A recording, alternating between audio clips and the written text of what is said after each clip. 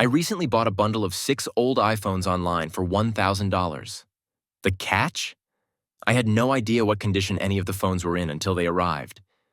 It was a bit of a gamble, and now the big question is, did I get scammed? In this video, I'm going to reveal the state of each phone, how well they've aged, and whether this purchase was worth the risk. From unknown wear and tear to outdated features, let's see if this bundle was a hidden gem or a total waste of money. Starting with the iPhone 6 Plus. This device has only tiny scratches, which suggests it has been treated relatively well over the years. Unfortunately, the Touch ID doesn't work. Additionally, this phone is tied to an Apple ID account, preventing any use.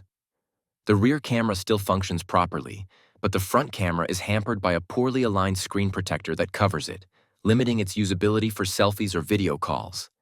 The battery health is at a reasonable 89%, which means it should still provide a decent amount of usage throughout the day. Overall, I would say that the iPhone 6 is a scam since Touch ID doesn't work, and it is blocked with an Apple ID.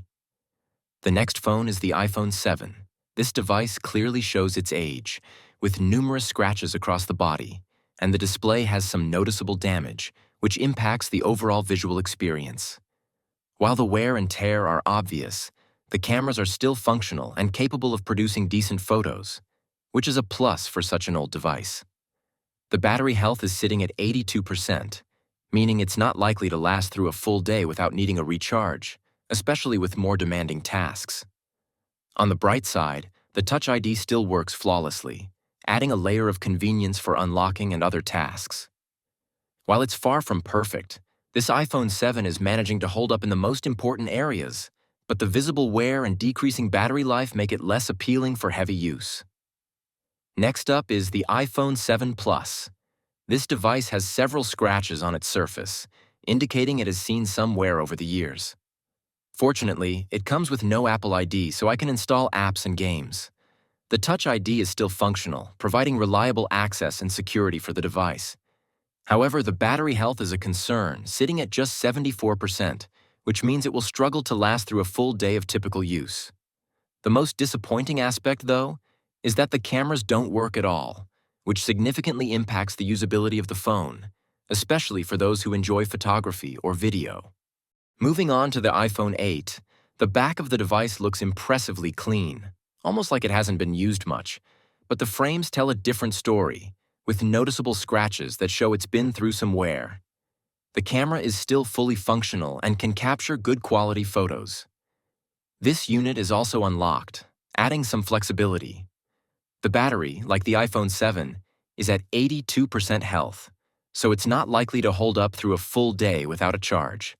The Touch ID works perfectly, offering convenient security.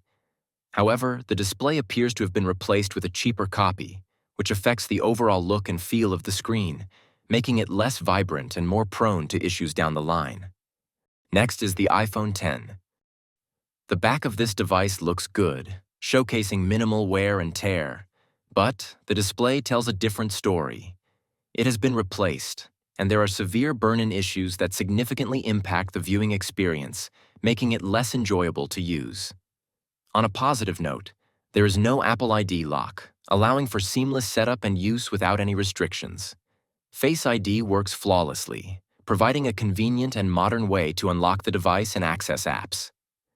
The battery has been changed and shows a healthy 100%, although there's a possibility it may have been programmed to display that number rather than reflecting the actual health. The cameras, on the other hand, are in excellent condition and work perfectly.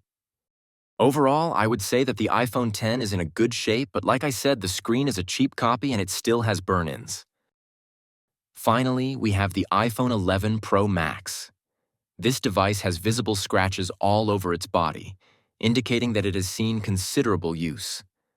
Notably, one of the camera lenses is dusty, suggesting it may have been cracked and replaced by an amateur, which raises concerns about the quality of the repair. The ultra-wide camera still functions, but unfortunately, both the main and telephoto cameras produce blurry images, severely limiting the phone's photographic capabilities. Thankfully, there is no Apple ID lock on this device, allowing for easy use and setup. The battery health sits at 74%, but at least Face ID thankfully works.